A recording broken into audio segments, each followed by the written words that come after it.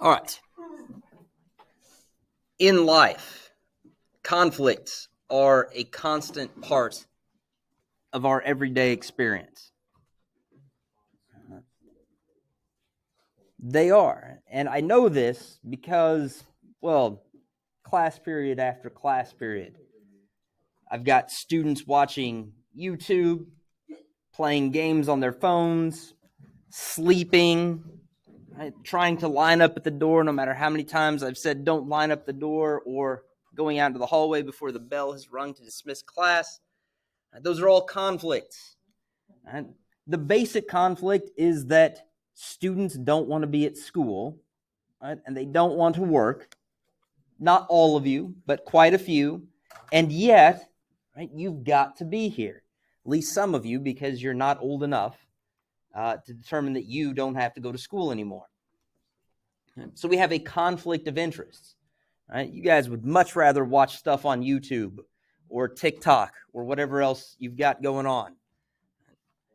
But you have to be here, and I am constantly trying to get you to do work and learn things. Right? So we are in conflict.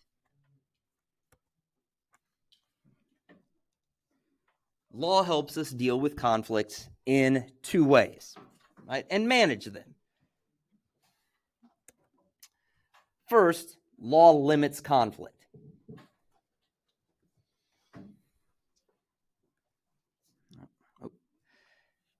Because it tells us what we're supposed to be doing.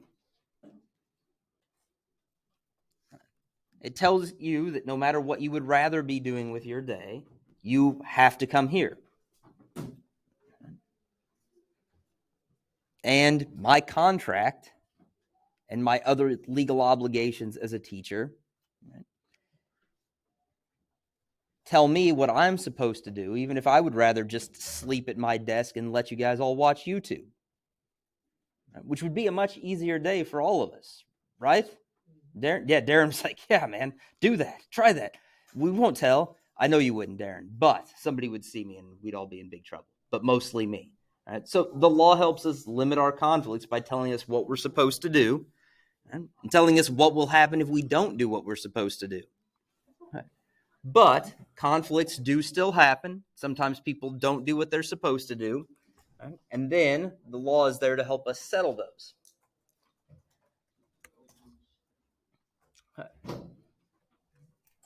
But, and this is the part that might be disappointing to some of you, you were expecting that this class was going to be a series of like mock trials, right? You get to yell at each other, right? Try and persuade imaginary juries.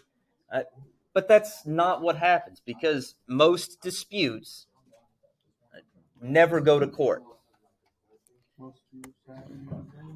Okay.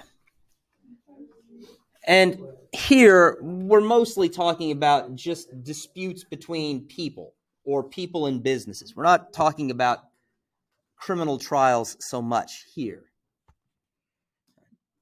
But the reason that most of these disputes between people or people in businesses never go to court is, one, it's really expensive to go to court.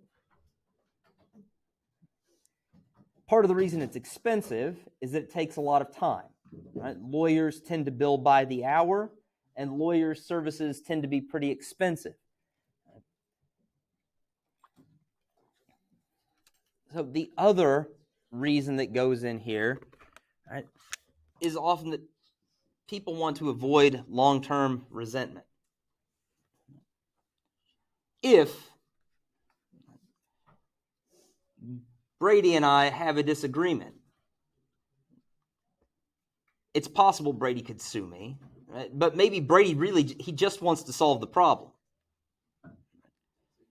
And it's possible we'll explore some other means that Brady and I could use to sort out our problem. But if Brady just sues me, right, I may never forget that. And I may always hold that against him. Right? And maybe Brady and I are neighbors. Right? He doesn't want to move. I don't want to move. He will have just caused long-term resentment with the person he has to see every day, right? Walking out of the house or being in the yard. And a lot of people just don't want to deal with that.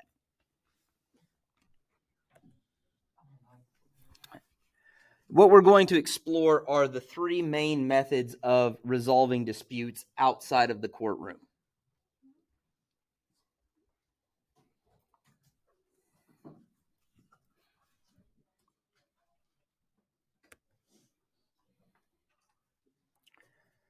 All right. And these run on a scale from informal to formal. Okay. And this example is almost like too detailed and yet too simple at the same time. So, on one hand, people can just have a conversation. That, of course, is incredibly informal. There may not even be a dispute here. But if there is some issue where there is some dispute, negotiation is the first of our methods for resolving that dispute. It only involves the two sides to the disagreement, and whatever they work out has no legal force behind it. So let's say in Brady, what are we fighting about? What would be a good dispute between neighbors? What do you think, Mason? What should Brady and I be having a dispute about as neighbors? Is my dog always going in his yard and leaving dog eggs behind? Yeah, those little brown eggs that never seem to hatch, that they leave all over the place. Hannah doesn't want to talk about dog eggs. We're just going to go with the noise. Okay, Hannah, that's fair enough.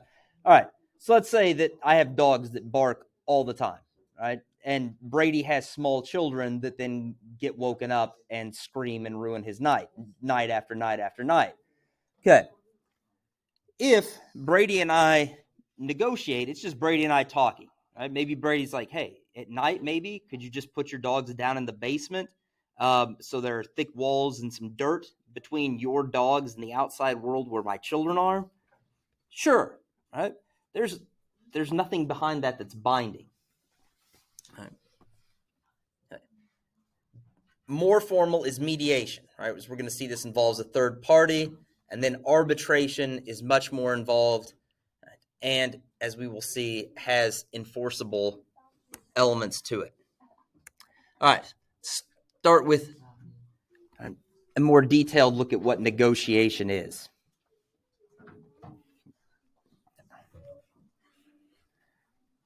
This is where people they talk it out, and they find some agreement that is acceptable to both of them. Okay. Now, there are steps for success, and I really, in life, try to avoid framing anything like a self-help book. But here there are steps for success. And at first, for those of you who, like me, are kind of annoyed by self-help books, this is going to sound like the worst of the worst. Both sides have to sincerely want to resolve the dispute. Now, that almost sounds like so obvious it shouldn't be there. But, right, how many of you have known someone, right, who kind of just likes drama? Right? And they like to stir stuff up just for the sake of stirring stuff up. So, Brycey, you say you know somebody like that? You are that person. Okay. Right? They exist, right? They don't want to solve things because if they solve things, it'd be boring for them, right? So they don't actually want to settle it.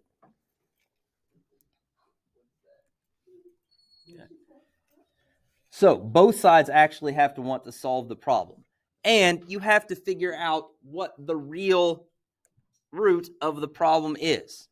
You have to be able to separate demands from real interests. And again, that sounds kind of fuzzy, kind of wishy-washy. But let's say that City and Darren, congratulations, you've been married. All right. It has to happen. Later, I'm just going to tell you, for two of you are going to get married and you're going to have a lot of kids. Right? It's going to happen. It's only hypothetical and it's only for this semester and the children aren't real. But but you and Darren got married. Well, don't worry. You and Darren got married, and then you realized you didn't want him. You wanted a what? A nice husband. And so you divorced Darren. Right? Now, in this dispute, let's say Darren was a bit of a player, right? And did some infidelity kind of things, right?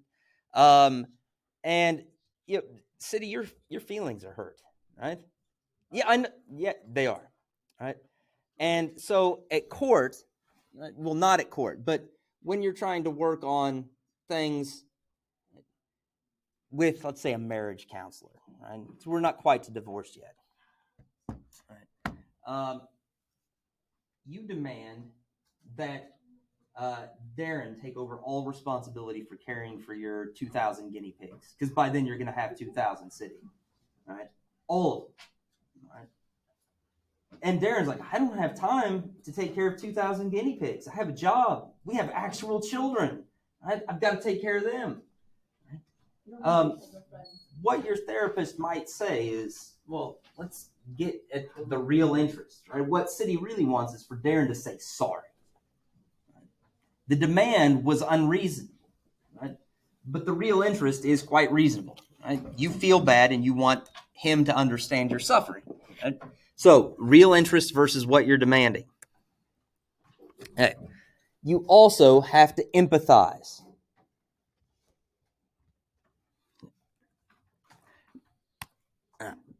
This is another term I want you to be very careful with, because social emotional learning has been a part of your school experience. And before somebody's like, oh no, he's going to rave about how social emotional learning is really just critical race theory by stealth, I'm not. And I don't think it is, right? I'm not railing against social emotional learning, but right, you are often taught that empathy is about being nice to people. It can be, but that's more sympathy, right? Sympathy is what you do with empathy, right? If you're wanting to be nice. Empathy is just understanding how someone else sees things. It reminds me of one of my favorite quotes in the history of the world by the imaginary philosopher Jack Handey, who said, if you're going to criticize a man, first walk a mile in his shoes. That way you're a mile away and you have his shoes. Right? Empathy is about understanding things from somebody else's position, but it's also about how to get what you want and manipulate them. Right? So I want Mariah to be empathetic, but Mariah, I also might want you to use that to manipulate people every now and again. We'll talk more about that because later we'll have an example that will require that we use empathy in manipulative ways. Right. You also need to approach people with reasonable solutions. Right. Leaving City and Darren aside for now and returning to my dispute with Brady, if Brady's like, your dogs are too loud and you have to kill them, right? You do the Wizard of Oz solution, right? Toto has to be destroyed. You must give him to me so I can take him and have him killed, right? That's not reasonable, right? I'm not going to kill my dogs because they are noisy, right? So you have to be reasonable. Right? Your solution to put them in the basement, right? That's reasonable. Killing them, not reasonable. Right? And you definitely have to communicate and make sure you're clear about what you want in negotiations. Okay. Part of that clarity involves listing the things that might be solutions so that everybody knows what's on the table and what to do.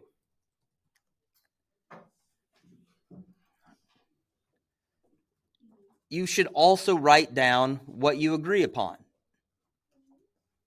That way both of you know, right? You can't pretend, right? I can't pretend later that Brady said that I only needed to do that Monday, Wednesday, and Friday. I need to do that 7 days a week. And then, not necessarily sign it, but Orly, you were on the right track. Unfortunately, this is kind of blocking our view. Notify others about the agreement. All right, so what we might do is then go to Brycey and say, all right, Brycey, this was the problem that Brady and I were having. And this is what we've agreed on, right? We just want you to kind of make sure we're holding up our end of the deal, right?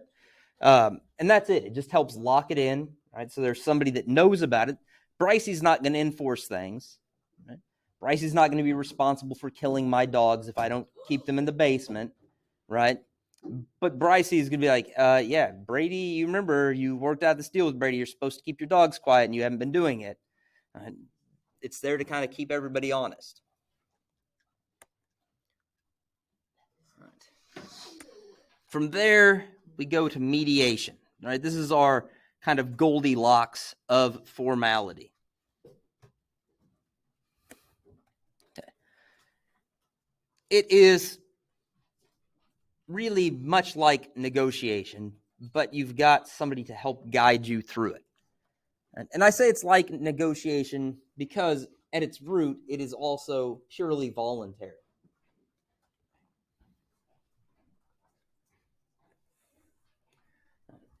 The mediator is just there to make sure that everybody's acting in good faith and to help guide the process. They don't have any power to enforce anything, to determine any agreement. They're just there to help.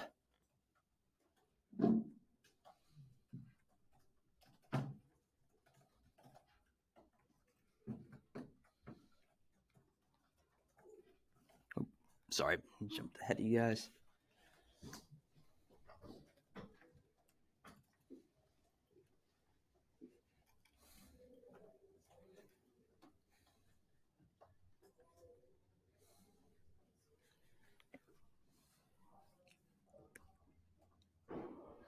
All right, and our final and most formal out-of-court resolution is arbitration. Now, this is also like mediation in that it involves a third party, but the third party has a different title and a different function. An arbitrator is basically like a judge in this situation. In many cases, the arbitrator has the last word. There's no appeal. We're going to explore this some more later, but in a lot of these situations, if Shelby doesn't like the decision the arbitrator makes, Shelby can't say, well, this sucks, I'm going to court. You don't have that option. And if that sounds weird, if I were a betting man, I would bet that most, if not every person in this room has agreed to some kind of contract where they have given up their right to take the other party to court and have opted only for what's called binding arbitration. Because you guys are doing it for all kinds of stuff that you buy, right? Apps that you download, services that you use, lots of them have binding arbitration clauses in the agreements that absolutely none of us reads. Okay. And both parties have to follow the decision of the arbitrator. Right. So they kind of like Judge Judy says, right, the cases are real and the decisions are final. I don't know how true that is for Judge Judy, right, actually. But for this, it is. Right? What the arbitrator says is the final say. Okay. Now, that's the difference between binding versus non-binding. But the agreements that most of you are subject to regarding arbitration are binding arbitration agreements. Okay. And the example that's up there on the screen is kind of a made-up example from a rental car agreement. When you guys get old enough to rent a car, I think that's still about 25 in most cases, that rental agreement's got an arbitration clause.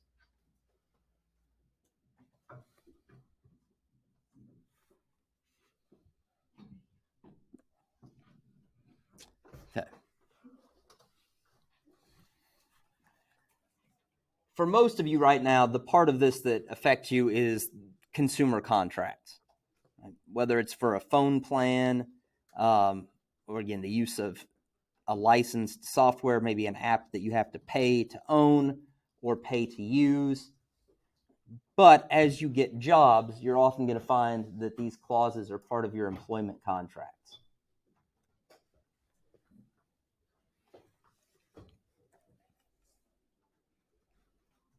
Okay. Now, we're actually going to stop there.